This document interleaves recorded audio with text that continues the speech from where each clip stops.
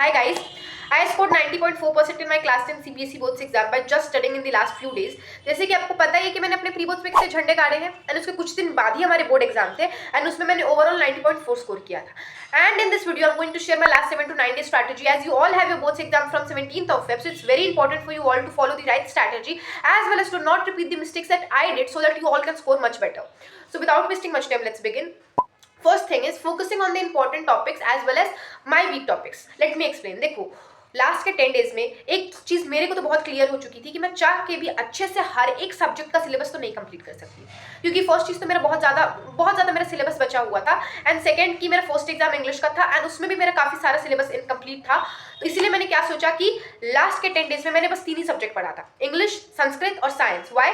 क्योंकि 15 फेब को first exam था इंग्लिश, 3 दिन के गैप डे के बाद साइंस और 1 दिन के गैप डे के बाद संस्कृत एंड तीनों सब्जेक्ट्स में मेरा सिलेबस काफ़ी ज़्यादा इनकम्प्लीट था और तीनों में गैप डेज भी बहुत कम थे. तो लास्ट के 10 डेज में मैंने यही तीनों सब्जेक्ट्स को पढ़ा था और मैंने इंपॉर्टेंट टॉपिक्स और हाई वेटेज वाले टॉपिक्स पे ज़्यादा फोकस किया था. जैसे कि अगर मैं साइंस पढ़ती तो मेटलर्जी, सॉल्स, एक्सक्रीशन वाला जो पॉइंट हो गया वो हो गया. उसके बाद से रिप्रोडक्शन में जितने भी एग्जाम्पल्स हैं, कार्बन कंपाउंड्स के जितने भी इंपॉर्टेंट रिएक्शन है, ये सारे पे मैं ज़्यादा फोकस करती थी क्योंकि मेरे को पता था कि ये मतलब इसी से ज़्यादा एमसीक्यूज आएंगे, इसी से ज़्यादा केस बेस आएंगे. सारे टीचर्स अलग सर प्रशांत बेस सबको यही बोल रहा था कि इंपॉर्टेंट टॉपिक्स करो. गॉड सीरीज में भी सारे इंपॉर्टेंट टॉपिक्स ही ज़्यादा क्वेश्चन थे. So what I used to do कि मैं जब भी साइंस पढ़ती थी तो मैं इंपॉर्टेंट टॉपिक्स पढ़ती थी. मैं जब भी इंग्लिश पढ़ती थी तो जो क्वेश्चंस रिपीट हो रहे जैसे कि भोली वाले चैप्टर से हो गया या फिर लेंचो वाला जो क्वेश्चन है कि बंच ऑफ क्रूक्स वो रिपीट हो रहा है, तो मैं उन क्वेश्चंस उन टॉपिक्स जहाँ पे समरी में वो वर्ड होता था मैं उस पर ज़्यादा फोकस करती थी.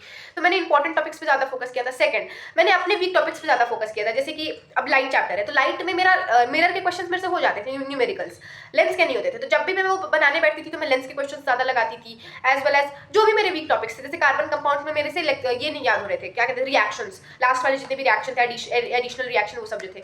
तो उसके लिए भी मैंने क्या किया था कि वो सबको मैंने बार बार प्रैक्टिस किया था. फर्स्ट वो इंपॉर्टेंट भी, सेकंड मेरा वीक पॉइंट भी है. मेटलर्जी में भी मेरे को याद नहीं हो रहा था कॉपर वाला एग्जाम्पल, तो वो भी मेरा वीक पॉइंट था. उसका फिर मैंने उसको डायग्राम बना के याद किया था. सो मैंने अपने वीक टॉपिक्स पे बहुत ज़्यादा फोकस किया था और अपने हाई वेटेज वाला मैंने बस पढ़ा था साइंस में तो हाई वेटेज वाले टॉपिक्स को ही पढ़ा था लास्ट के 10 डेज में. सेकेंड था solving a bundle of PYQs. Like मैंने इतना सारा पीवाईक्यू सॉल्व किया है ना. मैंने सैम्पल पेपर ऑफ कोर्स किया, मैंने साइंस के लिए काफ़ी सारा सैम्पल पेपर किया है बस. मैथ्स के लिए मैंने एक या दो ही किया, वो भी मैंने फुल नहीं किया है. साइंस एसएसटी में मैंने बस एमसीक्यू और केस बेस किया है सैम्पल पेपर से और इंग्लिश में मैंने बस अनसीन पैसेज किया है. ठीक है, बाकी मैंने पीवाईक्यूज बहुत ज़्यादा सॉल्व किया. मैं जैसे कि मैंने 25 में एग्जाम दिया था तो मैंने 24 का बहुत अच्छे से, लाइक हर एक सब्जेक्ट का बहुत अच्छे से मैंने पीवाईक्यू लगा रखा था. 20 to 21 का भी मैंने लगा रखा था, 23 का अच्छे से. 21 एमसीक्यू फॉर्म में था. 16-17 बहुत इजी लेवल का था. अगर आप अनसीन पैसेज जाके देखोगे तो वो मैंने लगाया नहीं था, वो मैंने बस पढ़ लिया था, वो बहुत इजी था इसलिए मैंने वो नहीं लगाया था. तो मैंने इतना सारा पीवाईक्यूज लगाया था. गॉड सीरीज में अगर मेरे को कोई पीवाईक्यू दिख गया, मतलब पीवाईक्यू करवाते तो वहाँ से अलग सर के लेक्चर से कोई फ्रेंड किसी फ्रेंड ने भेज दिया, टेलीग्राम पे मिल गया, selfstudy.com पे मिल गया, कोई बुक में मिल गया, मैंने पीवाईक्यूज बहुत सारे लगाए हैं. और ये मेरे को रियलाइजेशन भी तभी हुआ था क्योंकि मैं लास्ट में गनशॉट सीरीज अटेंड कर रही थी उनका, अलग पांडे सर का. वो भी मैं लाइव नहीं करती थी, मैं बाद में हो जाता था तो मैं 2x पे करके करती थी. तो उसमें मैंने देखा कि सर बस पीवाईक्यूज ही करवा रहे हैं. तब मेरे को समझ में आया कि पीवाईक्यूज बहुत ज़्यादा इंपॉर्टेंट है. मैंने साइंस में किया है सैम्पल पेपर, लेकिन कब, जब मेरा पीवाईक्यूज अच्छे से हो गया, जब मेरे को पीवाईक्यूज में कहीं डाउट नहीं था, तब मैंने सैम्पल पेपर पर शिफ्ट किया. तो आई विल रिकमेंड कि आप लोग, जैसे आप लोग अभी 26 में एग्जाम दे रहे हो ना, तो आप लोग 25 का हर एक, मतलब जैसे कि अगर 5 सेट है तो नहीं भी तो मिनिमम 3 सेट अच्छे से सैम्पल ये पीवाईक्यू लगा लेना. फिर 24, 22, 23 का आप दो भी या एक भी लगा लोगे तो चलेगा, लेकिन 25 का अच्छे से सारा पीवाईक्यू कर लेना. 24, 23 ये सब का भी अच्छे से कर लेना, 1, 2, क्योंकि क्वेश्चंस तो रिपीटेड होते हैं, रिपीटेड छोड़ देना. जो न्यू क्वेश्चंस होंगे उसको कर लेना. सैम्पल पेपर साइंस के लिए करना, स्टैंडर्ड मैथ्स वाले तो उसके लिए करना. एसएसटी हो जाएगा पीवाईक्यू से, बस एमसीक्यू एक बार देख लेना सैम्पल पेपर से. इंग्लिश में अनसीन पैसेज करना क्योंकि अनसीन पैसेज थोड़ा सा हार्ड होता है तो वो कर लेना सैम्पल पेपर से. बाकी पीवाईक्यूज एकदम भी उसको हल्के में मत लेना. मैंने बहुत सारा कमेंट देखा है कि सैम्पल पेपर करने से हो जाएगा, ऑफकोर्स हो जाएगा, लेकिन पीवाईक्यूज को नहीं छोड़ना है. 25 का तो मिनिमम कर ही लेना. अब आते हैं थर्ड पॉइंट. जो थर्ड मैंने क्या किया था वो किया था मैंने आंसर राइटिंग प्रैक्टिस, क्योंकि मेरे को एक मतलब बहुत सारे टीचर्स का, प्रशांत भैया का, ऋतिक सर का, बहुत सारा समृद्धि मैम का सुन के मेरे को ये तो समझ आ गया था कि आपके पास कितना नॉलेज इससे मैटर नहीं करता. आप पेपर कैसे प्रेजेंट करो, आप टीचर को कितना दिखा रहे हो कि मेरे पास इतना नॉलेज है, उससे मतलब उससे मार्क्स डिसाइड होता है. तो जब भी मैं साइंस पढ़ती थी तो मैं कभी कभी अगर सैम्पल पेपर लगाती भी थी तो मैं जैसे बोर्ड एग्जाम में लिख के आने वाली थी, जहाँ पे डायग्राम बन सकता मैं वहाँ पे डायग्राम बनाती थी. फ्लो चार्ट्स, ये क्या कहते हैं, पिक्चर जितने भी हो सकते थे मैंने सब किया। मैंने लाइन खींचा, मैंने सेक्शन अच्छे से लिखा, मैंने पॉइंट्स में लिखे, जितने भी पेपर प्रेजेंटेशन टिप्स होते हैं वो मैंने पेपर एग्जाम में जाके नहीं किया, वो मैंने घर से ही करना स्टार्ट कर दिया था। सो आई विल रिकमेंड कि अगर आप अभी मैथ्स का लगा रहे हो सैम्पल पेपर, तो मैथ्स जैसे आप बोर्ड एग्जाम में लिख के आने वाले हो, given, to proof, formula, line खींचना, सेक्शन अच्छे से लिखना, ए 1 2 3 4 क्वेश्चन अच्छे से मेंशन करना, अच्छे से करो, ठीक है, ताकि वहां पे आदत रहे। सेकंड चीज जो मैंने किया था पेपर प्रेजेंटेशन के साथ साथ, वो था अपना स्पीड बढ़ाना।